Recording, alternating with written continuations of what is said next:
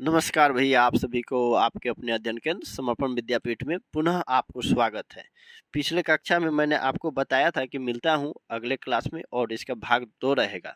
पिछले कक्षा में मैंने बता दिया है कि मोहम्मद जो थे वह क्या मलिक मोहम्मद जायसी जी का क्या बचपना था, उनका जीवन शैली क्या था, उस तरह की बातों था और किस तरह की वे अपनी रचना किए हैं। लेकिन अभी हम लोग पढ़ने जा रहे हैं मुख्य केंद्र बिंदु पर हम लोग नजर डालते हैं कर्बक। तो कर्बक का मतलब क्या अर्थ होता है? कुछ तो अर्थ होगा। तो देखिए कर्बक जो पहले पढ़ने से पूर्व मैं बात बता रहा हूँ, क्या लोग अपना अपना राय रखे हुए हैं लेखकों का, तमाम तरह की बात को देखिएगा। तो कर्बक जो कि है कि मोहम्मद जैसी जी की रचित कविता है। इस कविता में कवि अपने विचारों को बहुत व्यापक तरीके से प्रस्तुत किए हैं।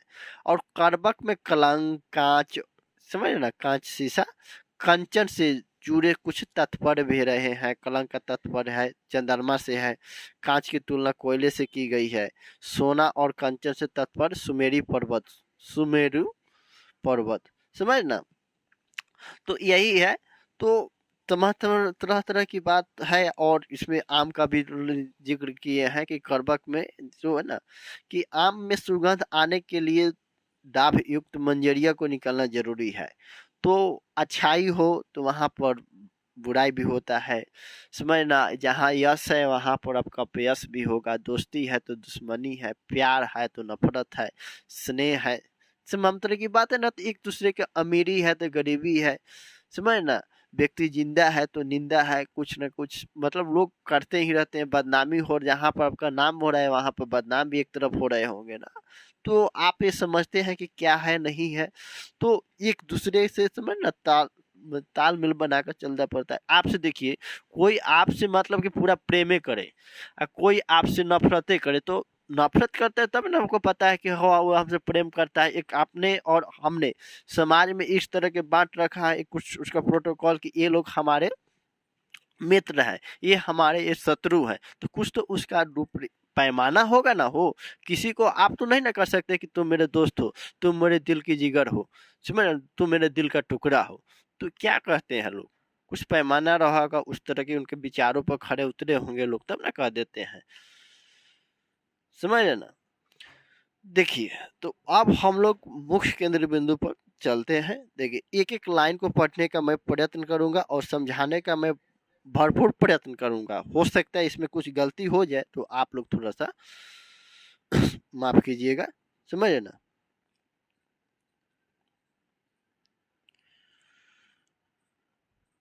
तो इनका जो पहले की प्रेम के पीर के कवि थे भाई, इस बात में आप समझ रहे हैं ना।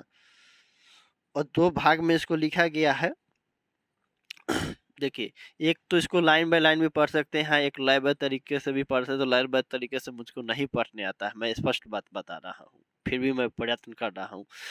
एक नयन कवि मुहम्मद गोनी, सोई विमोह जय कवि सोनी, चांद जैस जग विधि अवतारा, दिन कलंक किन्हीं उजहारा, जग सूझा एक ही नैना, हुआ सु के अस नखत नुमाहा, जो लही अम्बही डाबे न होई, तो लही सुगंध बसाई न सोई, किनह समुद्र पानी जो खारा, तो अति भौव सूझ अपारा, जो सुमिरो त्रिशूल विनाशा, भा कंचन गिरि लागे आकाशा, जो लही करि कलंक न पारा, कांच होई नहीं कंचन कारा, एक नयन जस दर्पण ओते ही निर्मल भाऊ, सब रूपवत गही मुखे, जो ही कहुई चाहू। तो देखिए मैं लयबद्ध पढ़ने का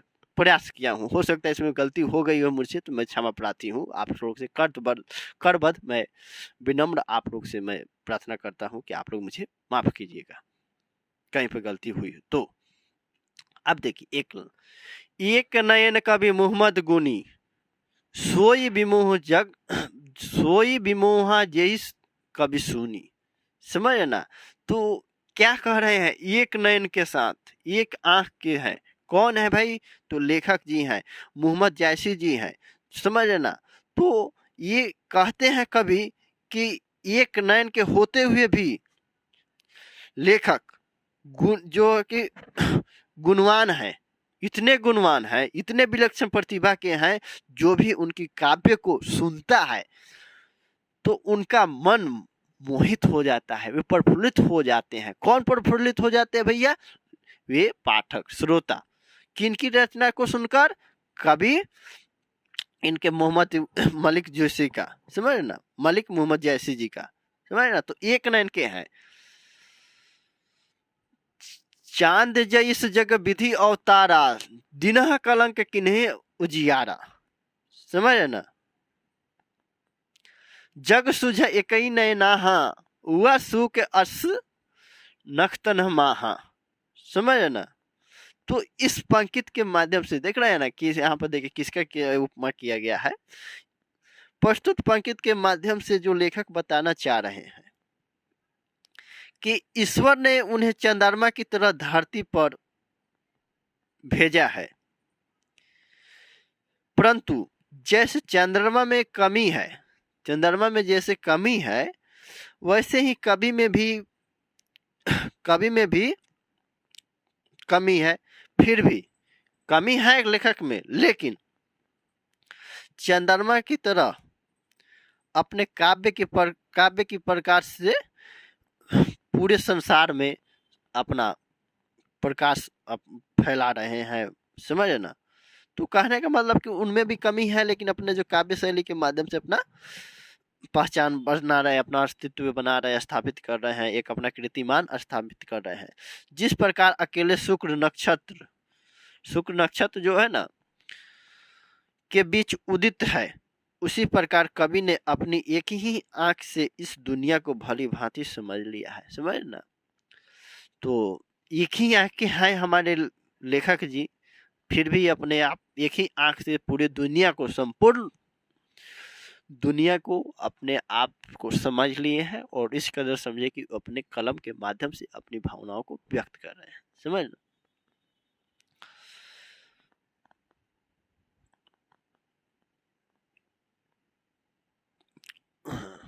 तो अब हम लोग पढ़ेंगे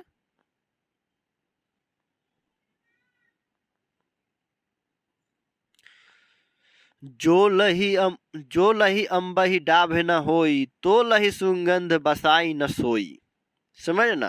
तो कह रहे हैं क्या, इस पंक्ति के माध्यम से लेखक बताना चाह रहे हैं कि जिसमें कवि कहते हैं, इस पंक्ति के माध्यम से लेखक कहते हैं कि इसमें आम का जो उपमा किया गया, आम जो है ना, आम फलों का राजा कहा जाता है उसका। तो कहते हैं कि जब तक आम में नुकीली डाभ, मंजरी नहीं आती, तब तक उसमें सुगंध भी नहीं आती। अर्थात कोई भी आगे गया है तो जिसका जितना नाम है उसका उतनी बदनामी भी है। हो सकता है इसका जो प्रतिशत, इसका अनुपात कम हो या ज्यादा हो, मैं ये नहीं कह सकता, क्योंकि जिसका जितना नाम होगा उतना ही बदनाम होगा, नहीं। हर तरह के लोग होते हैं, हर पार्टी का अपना एक विपक्ष पक्ष होता है, अपना मत विचार होता है, बात समझ ना भैया। तो कहते हैं कि सुगंध, जो आम जो एक मतलब फल है, साधारण सा फल है, तो उसमें भी आपको दाग लगता है, तभी उसमें सुगंध आता है, मतलब उसमें दोष आते हैं। तो उसी तरह हमारे जीवन में भी तमाम तरह के उतार चढ़ाव, अप एंड डाउन आते ही रहता है, फिर भी हम लोग का जीवन चलते रहना चाहिए, रुकना ही नहीं चाहिए। रुकना का ही नाम ये मृत्यु।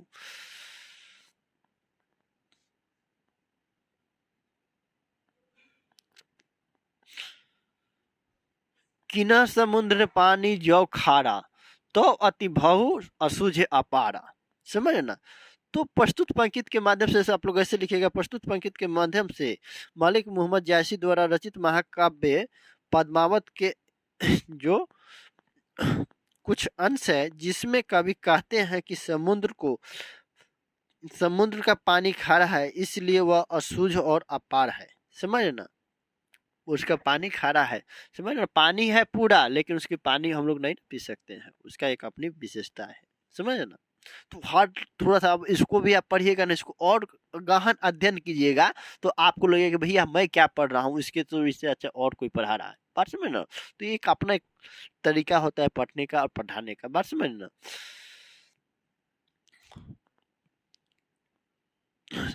तो आपको समझ में आएगा।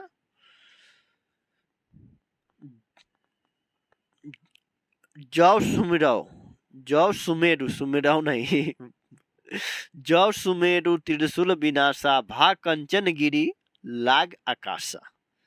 तो कंचन गिरी के भैया यहाँ पर बात समझिए कि किसको कहा गया है भैया, सुमेरी पर्वत को। तो इस पंक्ति में लेखक बता रहे हैं कि जब तक सुमेरु पर्वत को त्रिशूल से नष्ट नहीं किया गया तब तक वे सोने का नहीं हुआ, समझ रहे ना। तो सोने की तरह चमकने के लिए आपको सोने की तरह जलना भी होगा, तपना भी होगा। बात से मैंने कहा भी जाता है कि सूरज की तरह तुम चमकना चाहते तो सूरज की तरह जलना सीखो।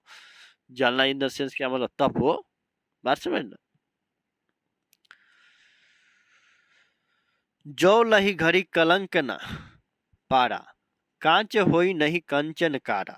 समझ। तो इस पंक्ति के माध्यम में लेकर बताना हम लोग को चाह रहे हैं कि जब तक घेरिया, सोने गलाने वाला पात्र बर्तन जो होता है, उसमें सोने को गलाया नहीं जाता तब तक वो कांची धातु सोना नहीं होती। तो ये इसमें अलग है, उसमें अलग था, लेकिन इसको थोड़ा सा पढ़िएगा ना तो आप देखिएगा 2 लाइन दे देगा। कभी कभी आप जितना भी आगे दिएगा तो परीक्षा पूछने का, जैसे हम लोग प्रीवियस ईयर देखेंगे ना क्वेश्चन, तो आपको समझ में आएगा कि क्या है।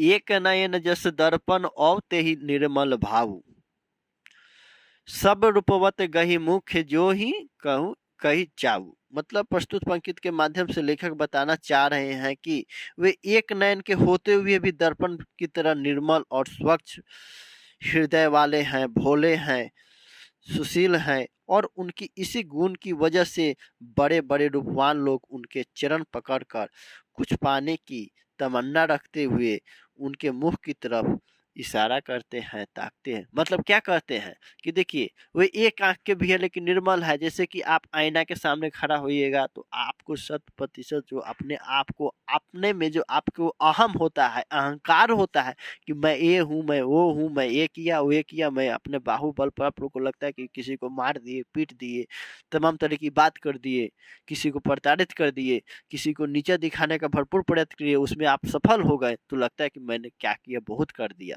तो जरा आईना के सामने मिलिए, समझ। क्योंकि आप अपने आप से जब वार्तालाप करेंगे, अपने आप, अपना नजर अपने आप से मिलाइएगा, तब आपको समझ में आएगा कि क्या सही है। वो आईना आपको जैसा रहिएगा, आपका चरित्र नहीं दिखाएगा लेकिन चित्र दिखा देगा, समझना भरपूर। अब चरित्र आपको आकलन कीजिएगा, स्वचिंतन गहन, तो अब आपको पता चलेगा। खैर छोड़िए, उतना डीप में नहीं जाने का, नहीं तो आप लोग कहिए कि ये महात्मा जी बन गए क्या समझ ना। तो देख रहे हैं ना, मोहम्मद बुनी, संगत से गुण जात है, संगत से गुण आत है। समझ। साधु के संग में रहकर कितना बड़ी गुण मतलब लिए। बचपना, बचपना बहुतों लोग का मतलब कि अमीरी में भी बीत रहा है, गरीबी में भी बीत रहा है, लेकिन आज तक क्या। खैर, अब दूसरा भाग में हम लोग प्रवेश करते हैं।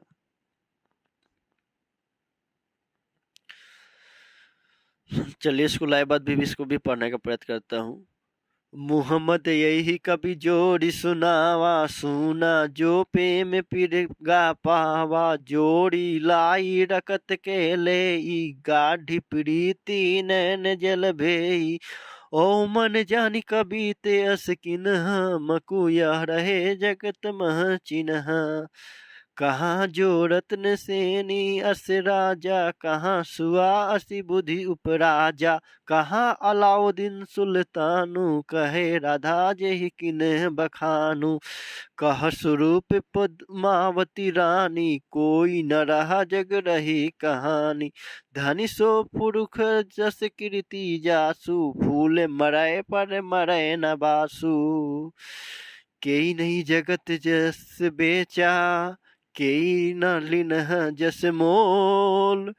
जो यह पढ़े कहानी, हम सुवरे दुई बोल। हम सुवरे सवरे, सुवरे नहीं, हम सवरे दुई बोल। तो देखिए, मैंने लयबद्ध पढ़ने का प्रयत्न किया हूँ। हो सकता है कि मेरी इसमें कुछ कमी रह गई हो, तो आप लोग निस्संदेह मुझे अबोध बालक समझकर क्षमा कर सकते हैं। चलिए भैया, थोड़ा सा मस्ती शरारती भी होना चाहिए और पढ़ते पढ़ते समझना। देखिए, मोहम्मद यही कभी जोड़ी सुनावा, सुना जो प्रेम, प्रेम होना चाहिए, समझना। प्रेम है लेकिन प्रेम पीर गा पावा, जोड़ी लाई रकत के लाई, गाढ़ी प्रीत नयन जल भई। मतलब इस पंक्ति के माध्यम से लेखक कहते हैं कि कि मैंने मोहम्मद जो कि यह काव्य रचकर सुनाया है, और जिसमें भी उसने उसे सुना है उसे प्रेम की पीड़ा का अनुभव हुआ है, प्रेम का दर्द, प्रेम का, मोहब्बत का दर्द बेदर्द होता है। लेकिन ये कब पता चलता है भैया? जब किसी से आप प्रेम करते हैं तब, समझ रहे ना। तो देखिए उसका बताया है, लेकिन यहाँ पर उनका प्रेम का अलग अर्थ है, समझ रहे ना। तो पीड़ा को बताया है। मैंने इस काव्य को रक्त की लेई लगाकर जोड़ा है, रक्त की खून, ले मतलब जोड़ना, गम होता है, जोड़ा है, तथा गाढ़ी प्रीति को आंसुओं के जल में भिगोया है। प्रीति मतलब प्रेम को आंसुओं में के जल में भिगोया, आंसू, समझ ना। औ मन जानी कवित अस किन्हा, मकु यह रहे जगत मह चिन्हा। समझ ना। कहाँ सो रत्न सोनी अस राजा, कहाँ सुआ असिस बुद्धि उपराजा। समझ ना। कहाँ अलाउद्दीन सुल्तानु, कहे राधा जई कन्हा बखानु। कह स्वरूप पद्मावती रानी, कोई न रहा जग रही रानी। कोई न रहा जग रही कहानी, जग रही कहानी, कहानी रानी पढ़ने पर कहानी। तो इस पंक्ति के माध्यम से लेखक बताते हैं कि मैंने इस काव्य की रचना यह जानकर की कि मेरे ना रहने के बाद भी, समझ, मेरे ना होने के बाद भी इस संसार में मेरी आखिरी निशानी यह रहे, ये मेरा आखिरी अंश रहे, समझ ना।